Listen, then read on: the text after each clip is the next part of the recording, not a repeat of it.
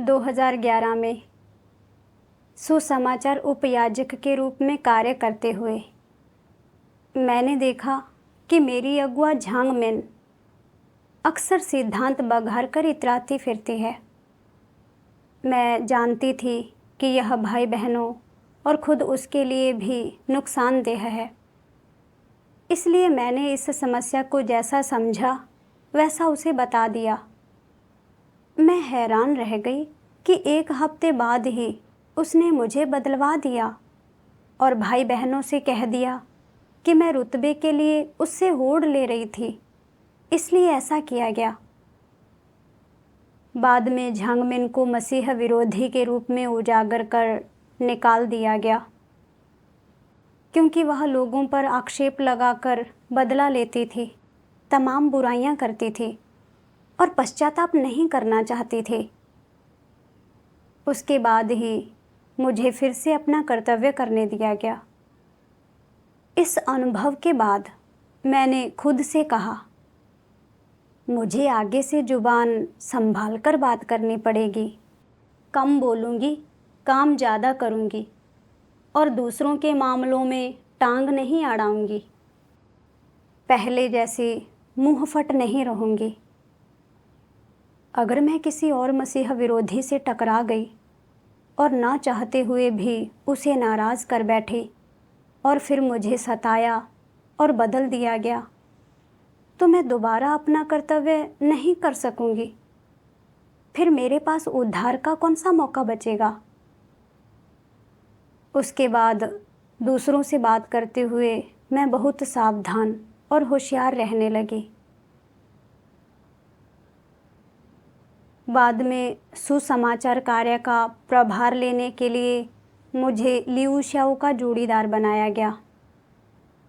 सभाओं में मैंने देखा कि लियू श्याओ अपने जीवन प्रवेश के सकारात्मक पहलुओं पर ही संगति करती थी, मानो उसने पहले ही ढेर सारे मसले सुलझा लिए हों और बहुत अच्छा आध्यात्मिक कद पा लिया हो। मैंने उसे एक बार भी अपनी भ्रष्टता का विश्लेषण करते या इसकी जानकारी देते नहीं सुना। मैं खुद को रोक ना पाई और उसे कह दिया, हम एक दूसरे को लंबे अरसे से जानते हैं, पर एक बार भी तुम्हें अपने आत्मज्ञान की चर्चा करते नहीं सुना। मैं यह देखकर हैरान रह गई कि लियू श्याओ ने खफा होकर गंभीर मुद्रा धारण कर ली। उसने रूखा सा जवाब दिया, हमें सिर्फ अपना ज्ञान नहीं होना चाहिए। अगर हमने अपना स्वभाव नहीं बदला तो हमारा सारा आत्मज्ञान बेकार है।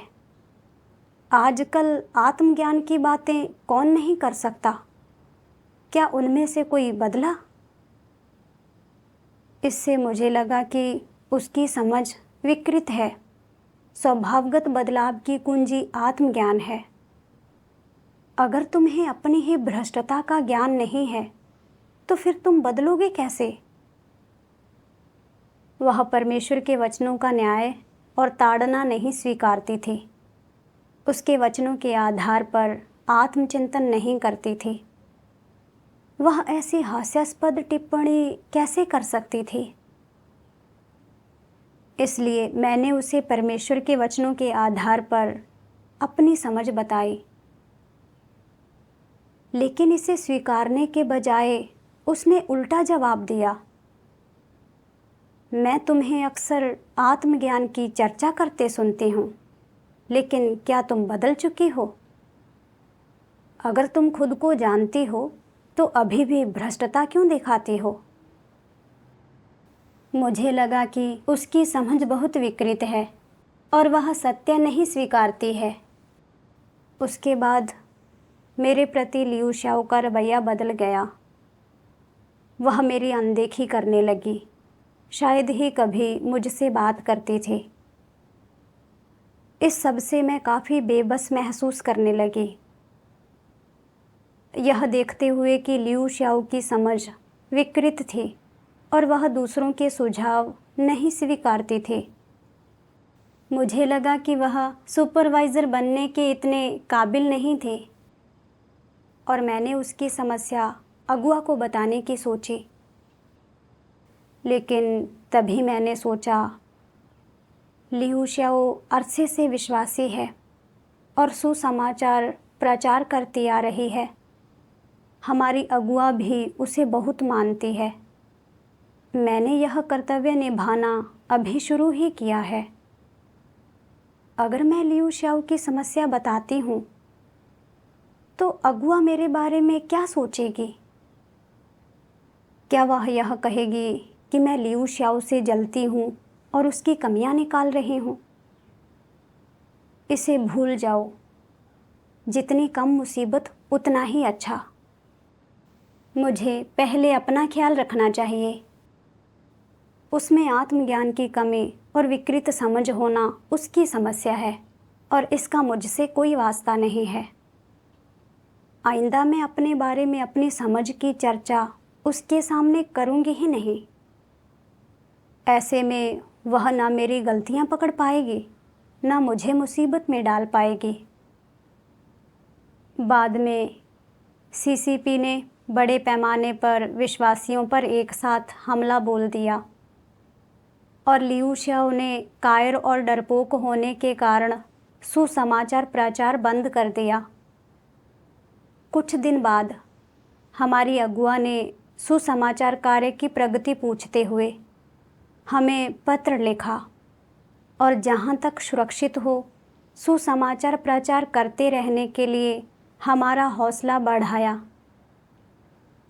लियू श्याओ ने कहा, अभी खतरनाक स्थिति है।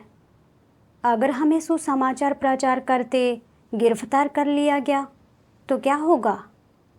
हमारी अगुआ अभी आपत्तिजनक निर्देश दे रही है। कोई पहली बार उसने मुसीबत में डालने वाला फैसला नहीं किया है। लियू श्याओ की इस आलोचना से भी अपनी अगुआ के बारे में मेरी राय पर असर पड़ा। मैंने सोचा, अगर सुसमाचार फैलाते हुए कोई पकड़ा गया तो क्या होगा? जिम्मेदारी कौन लेगा? शायद हमें कुछ समय रुक जाना चाहिए। सुसमाचार कार्य यूं ही 1 महीने से ज़्यादा ठप रहा। अगुआ ने सुसमाचार कार्य का महत्व बताकर हमें एक और पत्र लिखा और इस बात पर भी जोर दिया कि सुसमाचार कार्य परमेश्वर का आदेश है और यह कभी नहीं रुकना चाहिए। यहाँ तक कि इन दिनों जैसी प्रतिकूल परिस्थिति में भी निकट परिचितों, रिश्तेदारों और दोस्तों के बीच सुसमाचार प्रचार संभव है। अगुआ ने यह भी पूछा कि हमने सुसमाचार कार्य क्यों रोक दिया। पत्र पढ़कर मुझे एहसास हुआ कि हमारा अभ्यास पटरी से उतर चुका है। लेकिन जब मैंने लियू श्याओ को पत्र दिखाया तो वह उदासीन और बिल्कुल बेपरवाह दिखाई दी और हमारी गलतियां सुधारने का उसका कोई इरादा नहीं था। लियू श्याओ का रवैया देखकर मैंने मन ही मन सोचा, अगर उसने सुसमाचार प्रचार नहीं किया तो मैं खुद करूँगी। यह सोचकर मैंने गलतियां सुधारने के बारे में भाई बहनों के साथ संगति की। लियू श्याओ दिन भर अपने कमरे में रहती, सुसमाचार कार्य के बारे में कभी नहीं पूछती। कभी कभी वह घंटों टीवी देखती रहती थी।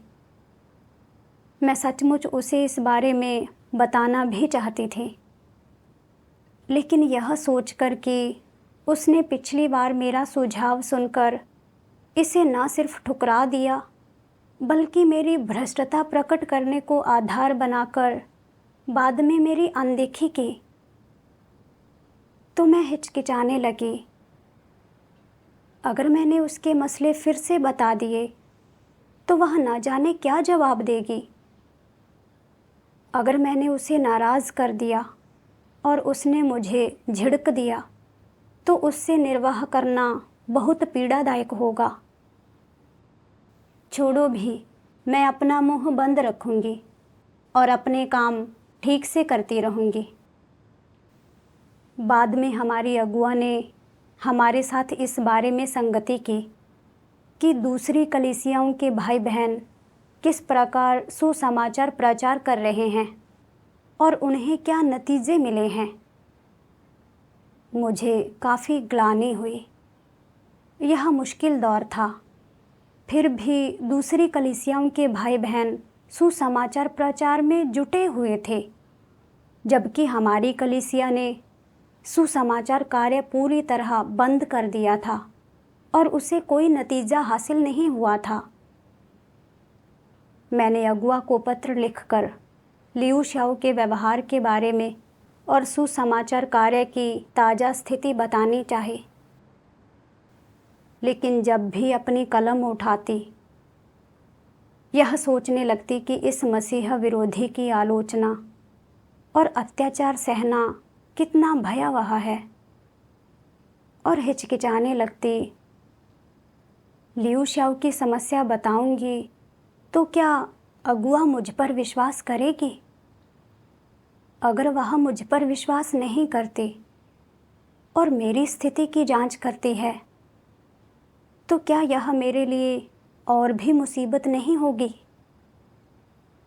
यही नहीं, मैं अगुआ से परिचित नहीं हूँ। अगर वह मसीह विरोधी निकली और समस्याओं को निष्पक्ष ढंग से हल ना कर मुझे दबाने लगी तो क्या होगा? इस समय अपना कर्तव्य निभाते हुए इतनी स्थिरता और शांति बहुत अच्छी है। मैं इस बारे में शिकायत करके मुसीबत मोल नहीं लेना चाहती। यह एहसास होने पर मैंने एक बार फिर चुप रहने का फैसला किया, लेकिन अपने काम में खराब नतीजे मिलते देखकर मैं बहुत चिंतित और उद्वेलित थी, अंधेरे में और परेशान थी। मैं नहीं जानती थी कि इस स्थिति को कैसे झेलूं। इसलिए मैंने परमेश्वर से प्रार्थना की, उससे विनती करके मार्गदर्शन और इस स्थिति का अनुभव करने की समझ मांगी। एक दिन मैंने परमेश्वर के वचनों के 2 अंश पढ़े, जिन्होंने मेरे सुन्न पड़े दिल को भाव विभोर कर दिया। सर्वशक्तिमान परमेश्वर कहते हैं, स्वार्थी और नीच लोग अपने कार्यों में लापरवाह होते हैं और अपने को उन चीज़ों से अलग रखते हैं जो व्यक्तिगत रूप से उनसे संबंधित नहीं होती हैं। वे परमेश्वर के घर के हितों पर विचार नहीं करते हैं और परमेश्वर के इरादों का लिहाज नहीं करते हैं। वे अपने कर्तव्य को करने या परमेश्वर की गवाही देने की कोई जिम्मेदारी नहीं लेते हैं और उनमें उत्तरदायित्व की कोई भावना होती ही नहीं है। कुछ लोग ऐसे होते हैं जो चाहे कोई भी कर्तव्य निभाएं पर कोई जिम्मेदारी नहीं लेते। वे पता चलने वाली समस्याओं की रिपोर्ट भी तुरंत अपने वरिष्ठों को नहीं करते। लोगों को विघ्न बाधा डालते देखकर वे आंखें मूंद लेते हैं।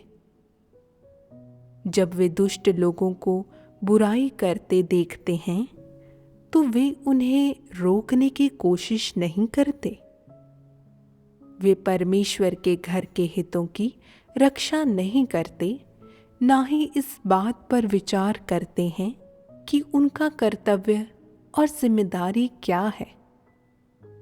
जब ऐसे लोग अपना कर्तव्य निभाते हैं तो वे कोई वास्तविक कार्य नहीं करते। वे खुशामदी लोग हैं और सुविधा के लालची होते हैं। वे केवल अपने घमंड, साख, हैसियत और हितों के लिए बोलते और कार्य करते हैं और वे अपना समय और प्रयास ऐसी चीज़ों में लगाना चाहते हैं जिनसे उन्हें लाभ मिलता है। अगर अपने जीवन में तुम अक्सर दोषारोपण करने की भावना रखते हो, अगर तुम्हारे हृदय को सुकून नहीं मिलता, अगर तुम शांति या आनंद से रहित हो और अक्सर सभी प्रकार की चीज़ों के बारे में चिंता और घबराहट से घिरे रहते हो, तो यह क्या प्रदर्शित करता है?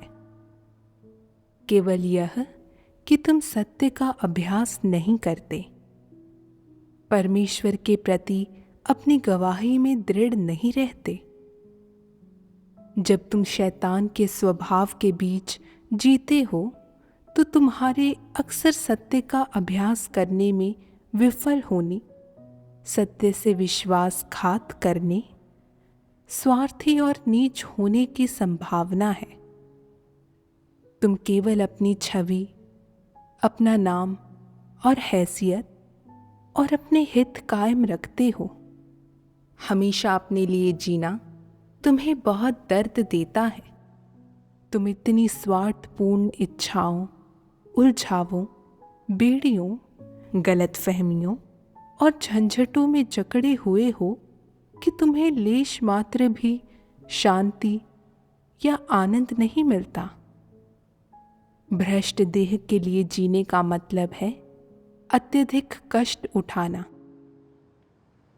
परमेश्वर के वचन पढ़ने के बाद मुझे काफ़ी ग्लानि हुई। मैं जान गई कि लियू शाओ की समस्या अगुआ को ना बताने का कारण यह था कि मैं बहुत ही स्वार्थी और घिनौनी थी। मैं सिर्फ अपना हित देख रही थी, बस सुकून से अपना कर्तव्य निभाना चाहती थी। दूसरों को नाराज़ करके अपने लिए मुसीबत खड़ी करने से बचना चाहती थी। जैसे ही मैंने देखा कि लियू शाओ की समझ विकृत है और वह सत्य स्वीकार नहीं करती, मैंने उसके बारे में अगुआ को बताना चाहा। लेकिन मैं इस बात से घबरा गई कि अगुआ मुझे गलत समझेगी और सोचेगी कि मैं लियू शाओ से जलती हूँ, उसकी गलतियों का फ़ायदा उठाकर आक्षेप लगाना चाहती हूँ। लिहाजा मैं चुप रही।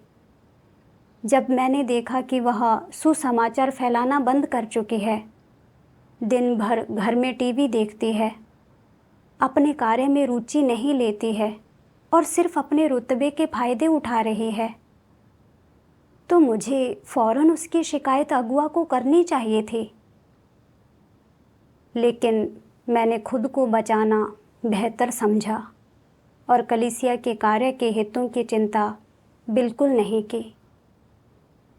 मैं यह देखकर भी चुप रही कि सुसमाचार कार्य में हमारे नतीजे कितने खराब हैं, और मुझे चाहे जितनी ग्लानि हुई हो, मैं यह बता ही नहीं सकी कि वास्तव में यहाँ चल क्या रहा है।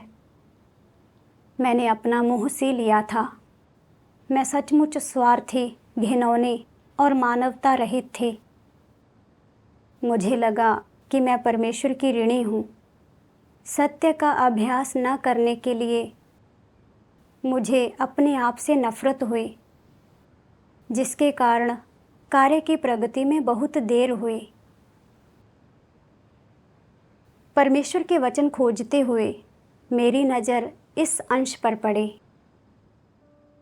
अपने कर्तव्य को निभाने वाले सभी लोगों के लिए, फिर चाहे सत्य को लेकर उनकी समझ कितनी भी उथली या गहरी क्यों ना हो, सत्य वास्तविकता में प्रवेश के अभ्यास का सबसे सरल तरीका यह है कि हर काम में परमेश्वर के घर के हित के बारे में सोचा जाए और अपनी स्वार्थपूर्ण इच्छाओं, व्यक्तिगत मंशाओं, अभिप्रेरणाओं, घमंड और हैसियत का त्याग किया जाए। परमेश्वर के घर के हितों को सबसे आगे रखो। कम से कम इतना तो व्यक्ति को करना ही चाहिए। अपना कर्तव्य निभाने वाला कोई व्यक्ति अगर इतना भी नहीं कर सकता, तो उस व्यक्ति को कर्तव्य निभाने वाला कैसे कहा जा सकता है? यह अपने कर्तव्य को पूरा करना नहीं है। तुम्हें पहले परमेश्वर के घर के हितों के बारे में सोचना चाहिए, परमेश्वर के इरादों के प्रति विचारशील होना चाहिए और कलीसिया के कार्य का ध्यान रखना चाहिए। इन चीज़ों को पहले स्थान पर रखना चाहिए। उसके बाद ही तुम अपनी हैसियत की स्थिरता या दूसरे लोग तुम्हारे बारे में क्या सोचते हैं, इसकी चिंता कर सकते हो। क्या तुम लोगों को नहीं लगता कि जब तुम इसे 2 चरणों में बांट देते हो और कुछ समझौते कर लेते हो, तो यह थोड़ा आसान हो जाता है?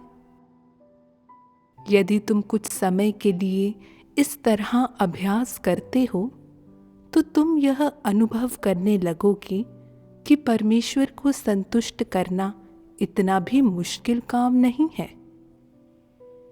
इसके अलावा तुम्हें अपनी जिम्मेदारियां, अपने दायित्व और कर्तव्य पूरे करने चाहिए और अपनी स्वार्थी इच्छाओं, मंशाओं और उद्देश्यों को दूर रखना चाहिए।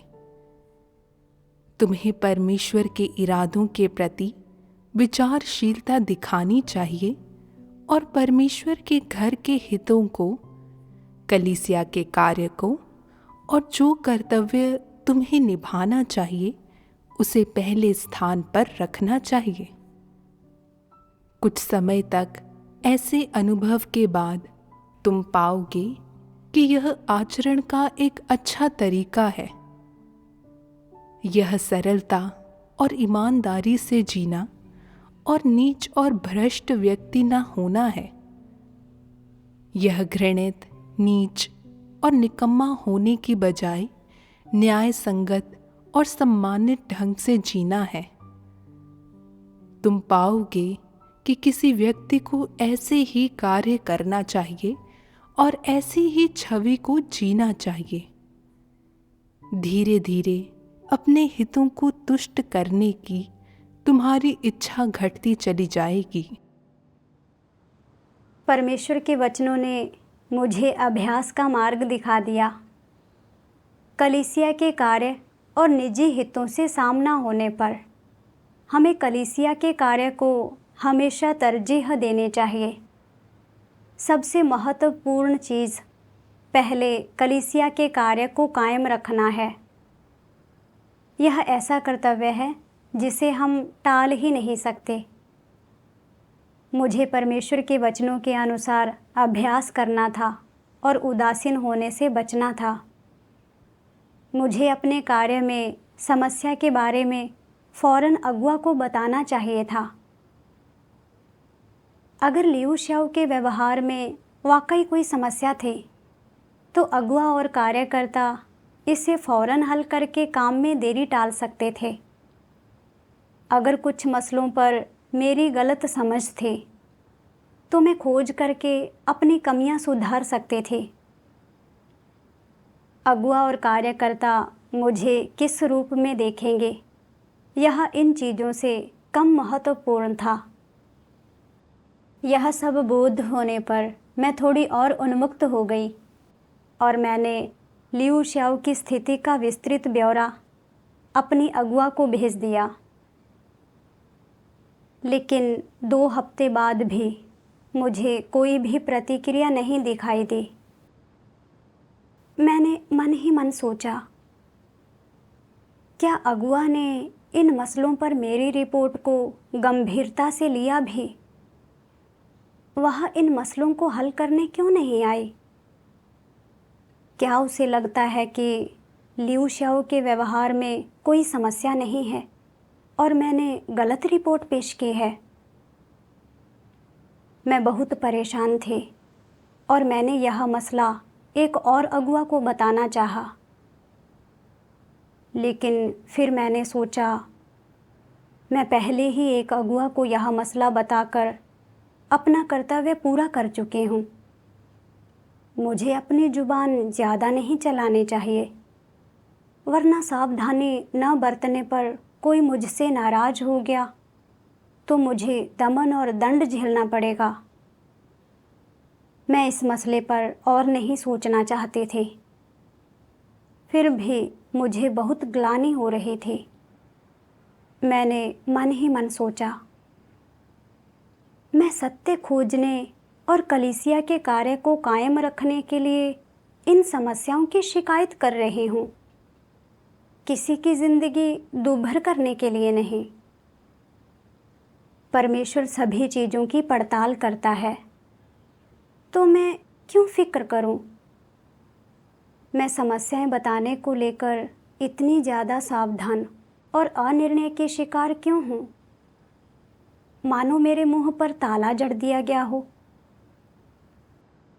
मैं खोजने और प्रार्थना करने के लिए परमेश्वर के समक्ष आई, उससे मार्गदर्शन मांगा ताकि मैं अपनी समस्या समझ सकूं, अपने खिलाफ विद्रोह कर सत्य का अभ्यास कर सकूं।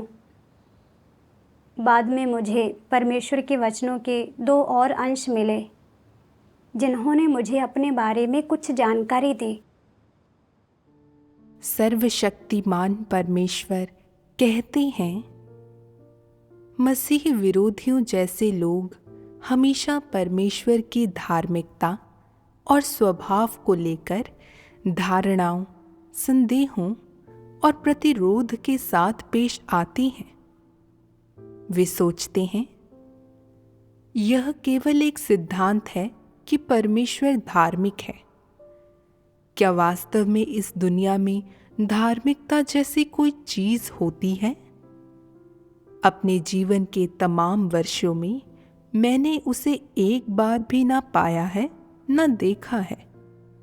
दुनिया बहुत अंधेरी और दुष्ट है। यहाँ बुरे लोग और दानव काफी सफल हैं, संतोष से जी रहे हैं। मैंने उन्हें वह मिलते हुए नहीं देखा जिसके वे हकदार हैं। मैं नहीं देख पाता कि इसमें परमेश्वर की धार्मिकता कहाँ है। मैं सोचता हूँ, क्या परमेश्वर की धार्मिकता असल में मौजूद भी है? उसे किसने देखा है? उसे किसी ने नहीं देखा और ना ही कोई उसे प्रमाणित कर सकता है। अपने मन में वे यही सोचते हैं। वे परमेश्वर के सारे कार्य, उसके सारे वचन और उसके सारे आयोजन इस विश्वास की नींव पर नहीं स्वीकारते कि वह धार्मिक है, बल्कि हमेशा संदेह और आलोचना करते रहते हैं। हमेशा धारणाओं से भरे रहते हैं, जिनके समाधान के लिए वे कभी सत्य की तलाश नहीं करते। मसीह विरोधी हमेशा इसी तरह से परमेश्वर पर विश्वास करते हैं। सामान्य समय में लोग इसे नहीं देख पाते, लेकिन जब उन पर कुछ विपत्ति आती है तो मसीह विरोधी की कुरूपता उजागर होती है। अपने सारे कांटे खड़े किए किसी साही की तरह वह कोई भी जिम्मेदारी ना लेने की इच्छा रखते हुए अपनी पूरी ताकत से अपनी रक्षा करता है। यह कैसा रवैया है? क्या यह इस बात पर विश्वास ना करने वाला रवैया नहीं है कि परमेश्वर धार्मिक है? मसीह विरोधी यह नहीं मानते कि परमेश्वर सबकी पड़ताल करता है या कि वह धार्मिक है। वे खुद को बचाने के लिए अपने तरीके इस्तेमाल करना चाहते हैं। उनका मानना है, अगर मैं अपनी रक्षा नहीं करूंगा तो कोई नहीं करेगा। परमेश्वर भी मेरी रक्षा नहीं कर सकता। लोग कहते हैं कि वह धार्मिक है, लेकिन जब लोग मुसीबत में पड़ते हैं तो क्या वह वास्तव में उनके साथ उचित व्यवहार करता है? बिल्कुल नहीं, परमेश्वर ऐसा नहीं करता। मुसीबत या उत्पीड़न का सामना करने पर वे असहाय महसूस करते हैं और सोचते हैं, तो परमेश्वर कहाँ है? लोग उसे देख या छू नहीं सकते, कोई मेरी मदद नहीं कर सकता, कोई मुझे न्याय नहीं दे सकता और मेरे लिए निष्पक्षता कायम नहीं रख सकता। उन्हें लगता है कि अपनी रक्षा करने का एकमात्र उपाय अपने तरीकों से अपनी रक्षा करना है, वरना उन्हें नुकसान उठाना पड़ेगा, उन्हें धमकाया और सताया जाएगा। परमेश्वर का घर भी इसका अपवाद नहीं है। अपने ऊपर कुछ आ पड़ने से पहले ही मसीह विरोधी अपने लिए हर चीज की योजना बना चुके होते हैं। एक हिस्से में वे जो करते हैं वह यह है कि अपने इतने शक्तिशाली व्यक्ति होने का स्वांग रचते हैं कि कोई उन्हें परेशान करने या उनके साथ पंगा लेने या उन्हें धौंस देने की हिम्मत नहीं करेगा। दूसरा हिस्सा उनका हर मोड़ पर शैतान के फलसफों और उसके अस्तित्व के नियमों का पालन करना है। वे मुख्य रूप से क्या हैं? हर व्यक्ति अपनी सोचे, बाकियों को शैतान ले जाए। चीजों को प्रवाहित होने दें, यदि वे किसी को व्यक्तिगत रूप से प्रभावित ना करती हों। ज्ञानी लोग आत्मरक्षा में अच्छे होते हैं, वे बस गलतियां करने से बचते हैं। परिस्थितियों के अनुसार कार्य करना, मधुरभाषी और चालाक बनना। मैं तब तक हमला नहीं करूंगा जब तक मुझ पर हमला नहीं किया जाता। सामंजस्य एक निधि है, धीरज एक गुण है। दूसरों की भावनाओं और तर्क शक्ति के सामंजस्य में अच्छी बातें कहो, क्योंकि निष्कपट होना दूसरों को खिंचाता है। बुद्धिमान उस ओर रुख करता है जिस ओर हवा बहती है, और ऐसे दूसरे शैतानी फलसफे। वे सत्य से प्रेम नहीं करते, लेकिन शैतान के फलसफों को ऐसे स्वीकारते हैं मानो वे सकारात्मक चीजें हों, और यह मानते हैं कि वे उनकी रक्षा करने में सक्षम होंगे। वे इन चीजों के अनुसार जीते हैं। वे किसी से सच नहीं बोलते, लेकिन हमेशा मनभाती, चिकनी चुपड़ी, चापलूसी भरी बातें कहते हैं। किसी को ठेस नहीं पहुंचाते। खुद को आकर्षक रूप में प्रस्तुत करने के तरीकों के बारे में सोचते रहते हैं ताकि दूसरे उनका सम्मान करें। वे सिर्फ प्रसिद्धि, लाभ और रुतबे के अपने अनुसरण की परवाह करते हैं और कलीसिया के काम को बनाए रखने के लिए कुछ नहीं करते। जो भी कोई कुछ बुरा करता है और परमेश्वर के घर के हितों को नुकसान पहुंचाता है, वे उसे उजागर या उसकी रिपोर्ट नहीं करते, बल्कि ऐसे व्यवहार करते हैं मानो उन्होंने उसे देखा ही ना हो। चीजें संभालने के उनके सिद्धांतों और उनके आसपास जो होता है उसके प्रति उनके व्यवहार को देखते हुए क्या उन्हें परमेश्वर के धार्मिक स्वभाव का कोई ज्ञान है? क्या उन्हें उसमें कोई आस्था है? बिल्कुल नहीं। यहाँ बिल्कुल नहीं का यह मतलब नहीं कि उन्हें इसके बारे में कोई जागरूकता नहीं है, बल्कि यह है कि उनके दिल में परमेश्वर के धार्मिक स्वभाव को लेकर संदेह है। वे ना तो स्वीकारते हैं और ना ही मानते हैं कि परमेश्वर धार्मिक है। कुछ लोग मसीह विरोधियों के प्रतिशोध से डरकर उन्हें उजागर करने का साहस नहीं करते। क्या यह मूर्खता नहीं है? तुम परमेश्वर के घर के हितों की रक्षा करने में असमर्थ हो, जो सहज रूप से दर्शाता है कि तुम परमेश्वर के प्रति निष्ठाहीन हो। तुम डरते हो कि मसीह विरोधी तुमसे बदला लेने की शक्ति पा सकता है। समस्या क्या है? क्या यह हो सकता है कि तुम परमेश्वर की धार्मिकता पर भरोसा नहीं करते? क्या तुम नहीं जानते कि परमेश्वर के घर में सत्य राज करता है? अगर कोई मसीह विरोधी तुम में भ्रष्टता के कुछ मुद्दे पकड़ भी ले और उस पर हंगामा खड़ा कर दे, तो भी तुम्हें डरना नहीं चाहिए। परमेश्वर के घर में समस्याएं सत्य सिद्धांतों के आधार पर हल की जाती हैं। अपराध करने का यह मतलब नहीं कि कोई व्यक्ति बुरा है। परमेश्वर का घर कभी किसी को भ्रष्टता के क्षणिक प्रकाशन या कभी कभार होने वाले अपराध के कारण परेशान नहीं करता। परमेश्वर का घर उन मसीह विरोधियों और बुरे लोगों से निपटता है जो लगातार गड़बड़ी पैदा करते और बुराई करते हैं और जो चुटकी भर भी सत्य नहीं स्वीकारते।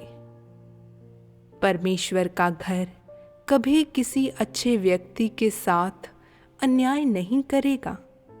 वह सभी के साथ उचित व्यवहार करता है।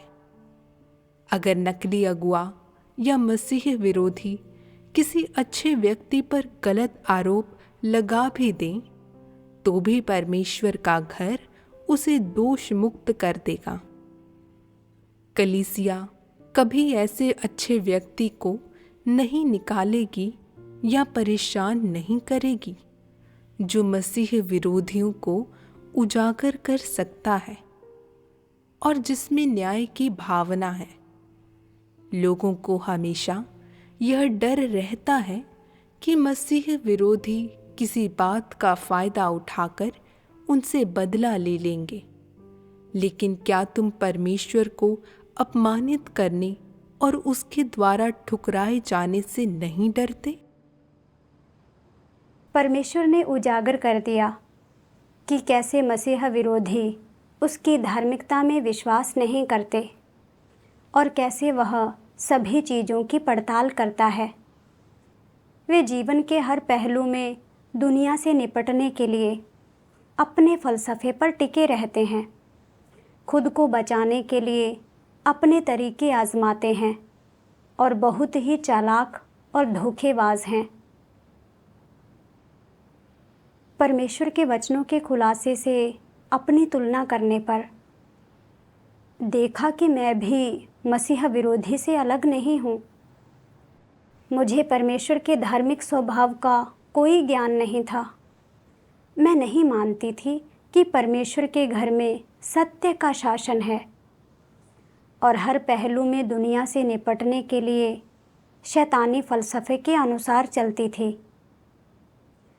बचपन में मेरे माता पिता अक्सर मुझे चेतावनी देते थे, मूर्ख की जुबान ही उसकी बर्बादी है, संसार में अपने कामों को खुद बोलने दो।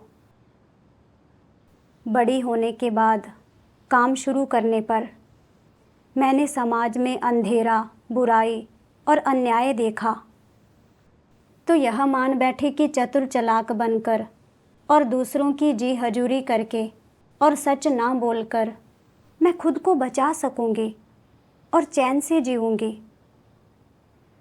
दुनिया से निपटने के शैतान के फलसफे जैसे चुप्पी सोना है और जो ज़्यादा बोलता है वह ज़्यादा गलतियां करता है, जब पता हो कि कुछ गड़बड़ है तो चुप रहना ही बेहतर है, मेरे आचरण के सिद्धांत बन गए।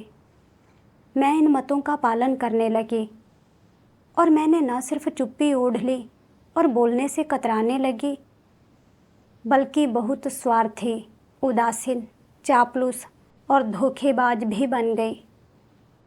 भले ही किसी विषय पर मुझे कुछ सूझता हो, मैं सहज रूप से विचार व्यक्त नहीं करती थी।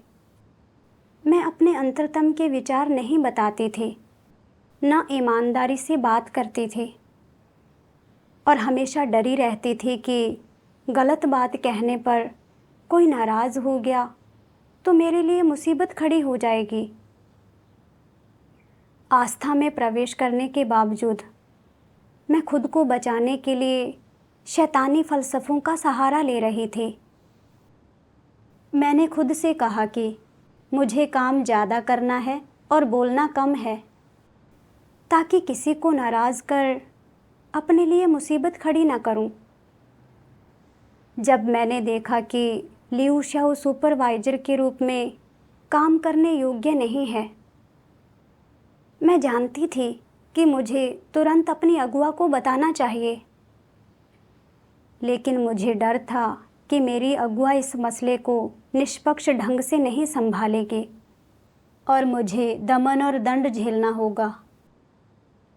इसलिए खुद को बचाने के लिए मैं चुप रही। मैंने एक भी खरी बात कहने का साहस नहीं किया। मैं बहुत ही स्वार्थी, चापलूस और धोखेबाज थी और मुझ में बिल्कुल भी न्याय बोध नहीं था। मैं तुच्छ और घटिया जीवन जी रही थी। दरअसल खुद मेरा अनुभव बताता था कि एक अगुआ को सुझाव देने के बाद जब मैंने दमन झेला और मुझे हटा दिया गया, उसी अगुआ को मसीह विरोधी के रूप में उजागर कर बहुत जल्द निकाल दिया गया। उसके बाद मैं फिर से अपना कर्तव्य करने लगी और सत्य का अनुसरण करने और उद्धार पाने का मौका इसलिए नहीं गंवाया कि उस मसीह विरोधी ने कुछ समय मुझे दबाया था। मैंने खुद देखा कि परमेश्वर का घर किस प्रकार सत्य और धार्मिकता से संचालित होता है। परमेश्वर का घर निष्पक्ष रूप से और सत्य सिद्धांतों के अनुसार हर चीज़ संभालता है और सभी लोगों से पेश आता है, ताकि किसी के साथ गलत ना हो। फिर भी मैं प्रकृति से बहुत दुष्ट और धोखेबाज थी। मुझे परमेश्वर की धार्मिकता का कोई ज्ञान नहीं था। मुझे लगता था कि परमेश्वर का घर समाज की तरह है और अगुआ कार्यकर्ता सरकारी अधिकारियों की तरह है। मुझे लगता था कि अगर मैंने उन्हें नाराज़ कर दिया तो कलीसिया में मेरे लिए कोई जगह नहीं बचेगी। ये विचार और दृष्टिकोण कितने बुरे थे। फिर मैंने परमेश्वर के वचनों के 2 और अंश पढ़े। तुम्हारे भीतर सांसारिक आचरण के कितने फ़लसफ़े हैं, क्या तुमने उन्हें त्याग दिया है? अगर तुम्हारा हृदय पूरी तरह से परमेश्वर की ओर नहीं मुड़ पाता तो तुम परमेश्वर के नहीं हो, तुम शैतान से आए हो। तुम अंततः शैतान के पास लौट जाओगे और तुम परमेश्वर के लोगों में से एक होने के योग्य नहीं हो। मैं प्रत्येक व्यक्ति की मंजिल उसकी आयु, वरिष्ठता और उसके द्वारा सही गई पीड़ा की मात्रा के आधार पर तय नहीं करता, और जिस सीमा तक वे दया के पात्र होते हैं उसके आधार पर तो बिल्कुल भी तय नहीं करता, बल्कि इस बात के अनुसार तय करता हूँ कि उनके पास सत्य है या नहीं। इसके अतिरिक्त अन्य कोई विकल्प नहीं है।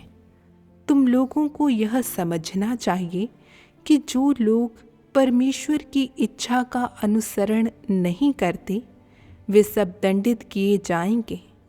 यह एक अडिग तथ्य है। परमेश्वर के वचनों पर विचार कर मैंने जाना कि कोई विश्वासी उद्धार पा सकता है। यह इससे तय होता है कि क्या उसके पास सत्य है या नहीं और वह इसका पालन करता है या नहीं।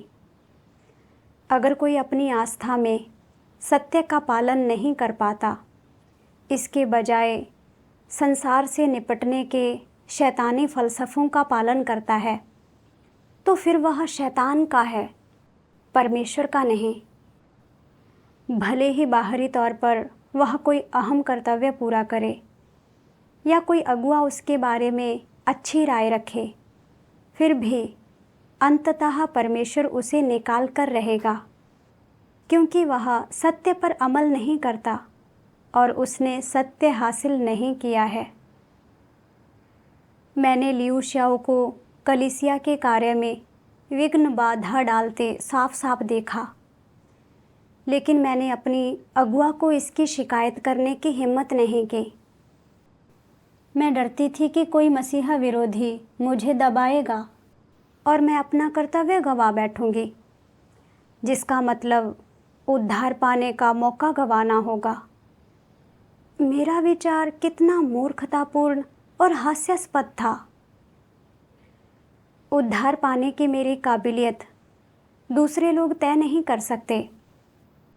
यह इस बात से तय होगी कि क्या मैंने सत्य का अनुसरण किया या नहीं।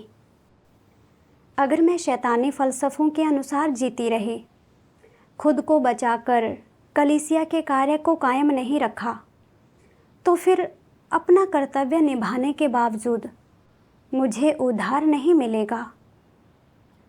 यह सोचकर मुझे बहुत पछतावा और अपराध बोध हुआ। इसलिए मैंने परमेश्वर से प्रार्थना की, उससे विनती की कि वह मुझे सत्य का अनुसरण करने, ईमानदार और खरा इंसान बनने की राह दिखाए। खोज और चिंतन कर मैंने यह भी जाना कि अगर मैं समस्या बताती हूँ तो अगुआ मुझे सताएगी। मेरे इस डर का कारण यह था कि मुझे परमेश्वर की सर्वशक्तिमान संप्रभुता की समझ नहीं थी।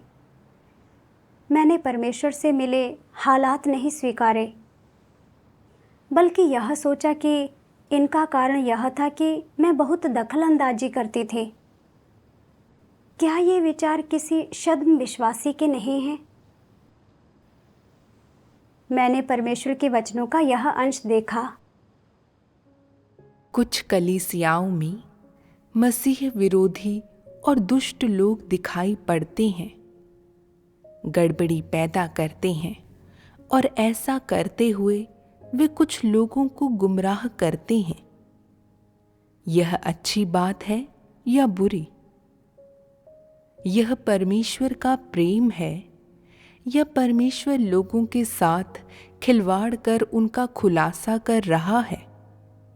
तुम इसे नहीं समझ सकते हो क्या? परमेश्वर सभी चीज़ों को पूर्ण बनाने के लिए उन्हें अपनी सेवा में ले आता है और वह उन लोगों को बचाता है जिन्हें बचाना चाहता है, और सच्चाई से सत्य को खोजने वाले और सत्य का अभ्यास करने वाले लोग आखिर में जो प्राप्त करते हैं वह सत्य होता है।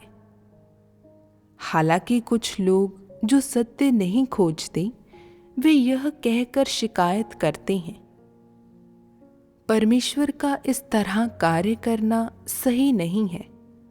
इससे मुझे बहुत कष्ट होता है। मैं लगभग मसीह विरोधियों के साथ हो गया था। अगर यह सचमुच परमेश्वर द्वारा व्यवस्थित किया गया है तो वह लोगों को मसीह विरोधियों के साथ कैसे होने दे सकता है? यहाँ क्या चल रहा है? तुम्हारे मसीह विरोधियों के पीछे ना चलने से साबित होता है कि तुम्हें परमेश्वर की रक्षा प्राप्त है। अगर तुम मसीह विरोधियों के साथ हो जाते हो तो यह परमेश्वर के साथ धोखा है और अब परमेश्वर तुम्हें नहीं चाहता, तो कलीसिया में इन मसीह विरोधियों और दुष्ट लोगों का गड़बड़ी पैदा करना अच्छी बात है या बुरी? बाहर से लगता है कि यह बुरी बात है, लेकिन जब इन मसीह विरोधियों और दुष्ट लोगों का खुलासा होता है तो वे समझबूझ में विकसित हो जाते हैं, वे स्वच्छ कर दिए जाते हैं और आध्यात्मिक कद में ऊंचे हो जाते हैं। भविष्य में जब तुम ऐसे लोगों से दोबारा मिलोगे तो उनके अपने असली रंग दिखाने से पहले ही तुम उन्हें पहचान जाओगे और ठुकरा दोगे। इससे तुम कुछ सबक सीखकर लाभान्वित हो पाओगे। तुम जान लोगे कि मसीह विरोधियों को कैसे पहचाने और अब शैतान से गुमराह ना हो। तो मुझे बताओ, क्या यह अच्छी बात नहीं है कि मसीह विरोधियों को लोगों को बाधित और गुमराह करने दिया जाए? इस चरण तक अनुभव करने के बाद ही लोग देख सकते हैं कि परमेश्वर ने उनकी धारणाओं और कल्पनाओं के अनुरूप कार्य नहीं किया है। वह बड़े लाल अजगर को उन्माद के साथ गड़बड़ी पैदा करने की अनुमति देता है। मसीह विरोधियों को परमेश्वर के चुने हुए लोगों को गुमराह करने की अनुमति देता है, ताकि वह अपने चुने हुए लोगों को पूर्ण करने के लिए शैतान को अपनी सेवा में लगा सके, और केवल तभी लोग परमेश्वर के श्रम साध्य इरादों को समझ सकते हैं। परमेश्वर के वचनों से मुझे एहसास हुआ कि परमेश्वर कलीसिया में मसीह विरोधियों को इसलिए आने देता है ताकि हम सत्य और विवेक हासिल कर सकें, शैतान के गुमराह करने और नियंत्रण से मुक्त हो सकें। अगर हमारा सामना किसी मसीह विरोधी से ना हो तो हम उन्हें पहचानना नहीं सीख पाएंगे और मसीह विरोधियों के हाथों हमारे गुमराह होने की संभावना बनी रहेगी। उस मसीह विरोधी के हाथों सताए जाने से मुझे मसीह विरोधियों की थोड़ी पहचान हुई और चिंतन करके मुझे अपने मसीह विरोधी स्वभाव का ज्ञान भी हो गया। इस दौरान मैं अपने कर्तव्य में हमेशा रुतबे की चाह रखती थी। मेरा दिल महत्वाकांक्षाओं से भरा रहता था। मैं मसीह विरोधी के मार्ग पर चल रही थी, फिर भी इससे पूरी तरह बेखबर थी। उस मसीह विरोधी के हाथों दबाए और बदले जाने के बाद ही मैंने आत्मचिंतन शुरू किया। परमेश्वर के वचनों के प्रबोधन और रोशनी में मैंने जाना कि रुतबे की चाह रखना बर्बादी का रास्ता है। मैंने सीखा कि अपनी आस्था में हमें सृजित प्राणियों के रूप में कर्तव्य निभाने का प्रयास करना चाहिए। हमें यही अनुसरण करना चाहिए। मैं सत्य का अनुसरण करने पर ध्यान केंद्रित करने लगी और मुझे जो भी कर्तव्य सौंपा जाता उसमें सचेत होकर भरसक प्रयास करती।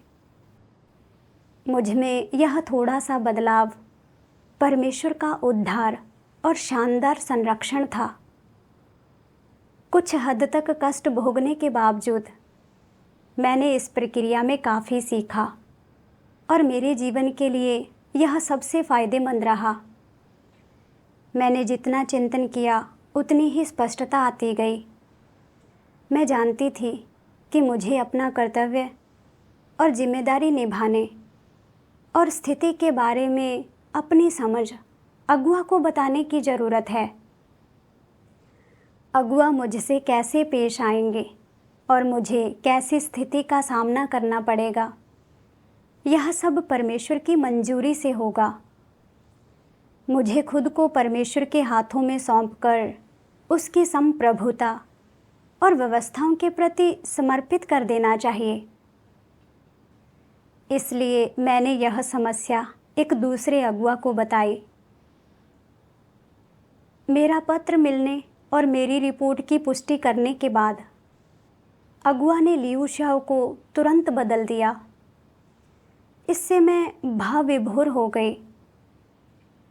लियू शाओ की समस्या देखने और अगुआ को इस बारे में बताने में मैंने 2 महीने की देर कर दी, यह सोचकर कि इन 2 महीनों में सुसमाचार कार्य पर किस तरह असर पड़ा और इसमें देरी हुई। मुझे बहुत ही पछतावा और ग्लानि हुई और मुझे खुद से नफरत हुई कि शैतान ने मुझे कितना भ्रष्ट बना दिया है और मैं कितनी स्वार्थी और धोखेबाज हूँ। संसार से निपटने के शैतानी फलसफों के अनुसार जीते हुए मैंने अपना नुकसान तो किया ही, कलीसिया के कार्य पर भी असर डाला। परमेश्वर के वचन पढ़ने के बाद ही मुझे थोड़ा आत्मज्ञान मिला। अब मैं रुतबे और अधिकार के सामने बेबस नहीं होती थी। जो भी समस्या दिखती उसकी शिकायत ईमानदारी से करने लगी। परमेश्वर का धन्यवाद।